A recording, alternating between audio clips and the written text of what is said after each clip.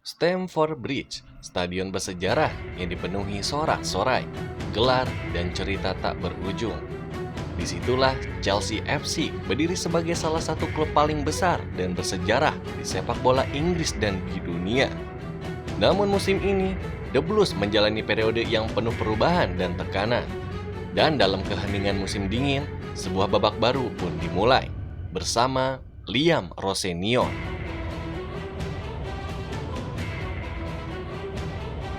Pada tanggal 6 Januari tahun 2026, Chelsea secara resmi mengumumkan penunjukan Liam Rossenior sebagai pelatih kepala baru klub.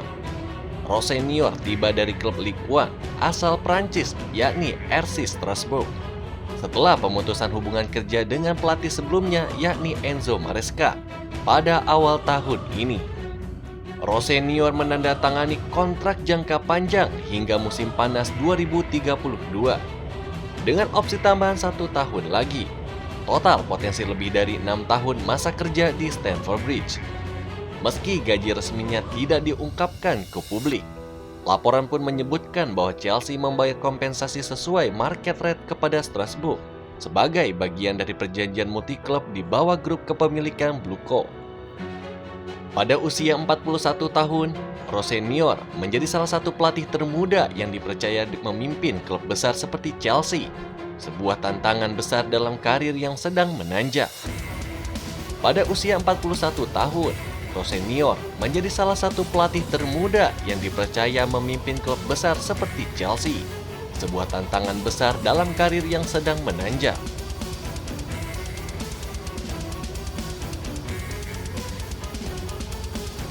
Sebelum tiba di London Barat, Rossenior sudah menunjukkan potensinya sebagai pelatih di Strasbourg, membawa klub itu ke kualifikasi kompetisi Eropa, sesuatu yang tak terjadi selama hampir 2 dekade.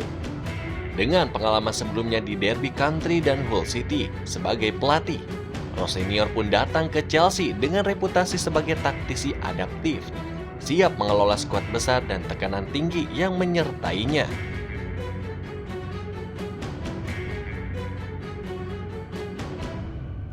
Filosofi sepak bola Rossenior terbilang pragmatis sekaligus modern. Ia tidak datang dengan janji revolusi taktik fundamental.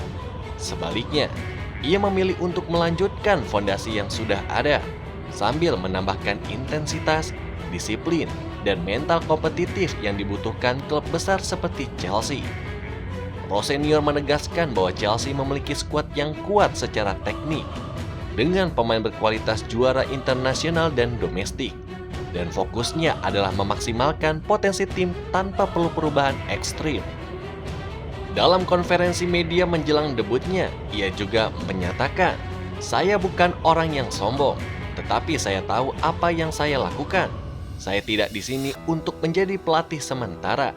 Saya di sini untuk membuat keputusan yang tepat, baik dalam jangka pendek maupun panjang."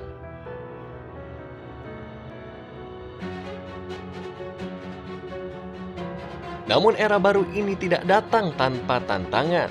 Chelsea tengah menjalani musim yang penuh gejolak, posisi liga yang tidak stabil, tekanan publik terhadap keputusan manajemen, serta spekulasi yang terus menghantui proyek jangka panjang di bawah kepemilikan Blue Co.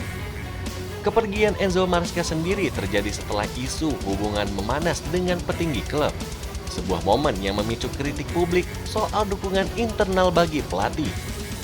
Rossenior juga menanggapi skeptisisme awal publik dan media, meminta fans untuk menilai dirinya dari performa di lapangan, bukan dari kata-kata di luar sana.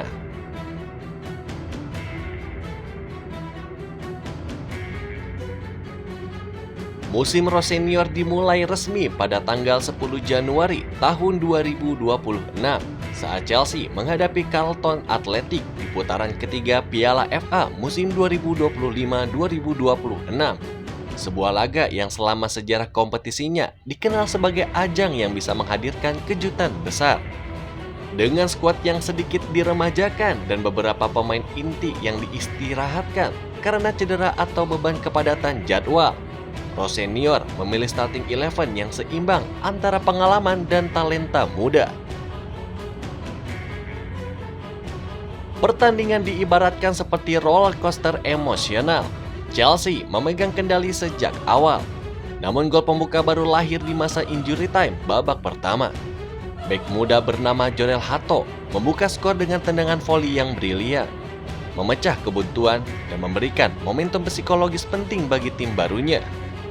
Memasuki babak kedua, dominasi Chelsea makin terasa. Tosin Adarabioyo menggandakan keunggulan dengan sundulan tajam dari sepak pojok. Blau udara terus menekan, dan gol-gol selanjutnya pun datang dari Mark Yuyu serta dua pemain pengganti seperti Pedro Neto dan Enzo Fernandez, mengunci skor akhir 5-1 untuk The Blues. Gol balasan tuan rumah lewat Miles Oliver pun membuat jalannya pertandingan sempat sedikit memanas. Tetapi performa Chelsea tetap konsisten dan mengakhiri laga dengan meyakinkan.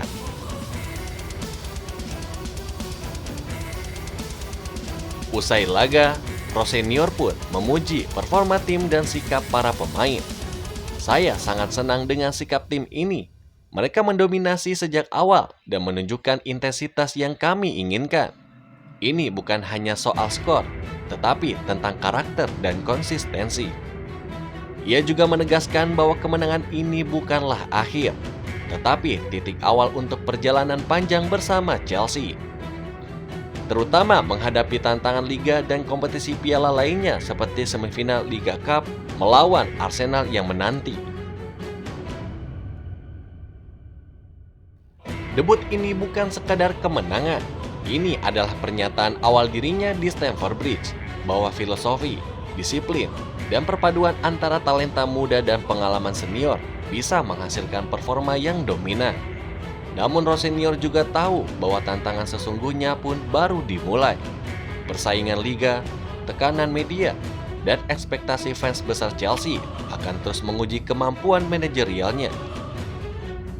Apa yang kita saksikan bukan sekedar debut seorang pelatih.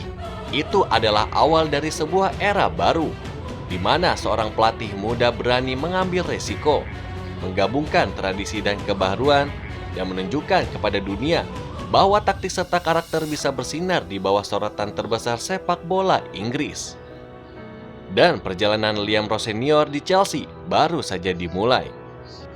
Dari debut yang penuh tekanan hingga kemenangan yang memberi harapan, Liam Rosenior datang bukan hanya membawa taktik, tetapi juga keyakinan bahwa di tengah sorotan besar Stamford Bridge, keberanian dan karakter tetap punya tempat. Kemenangan ini mungkin baru langkah pertama, namun dari sinilah cerita besar bisa dimulai. Terus ikuti perjalanan Chelsea dan kisah sepak bola dunia hanya di Soccer First ID News. Jangan lupa untuk subscribe, aktifkan notifikasi, dan jadilah bagian dari komunitas pecinta sepak bola sejati. Karena di sini, sepak bola bukan sekedar hasil, tapi sebuah cerita.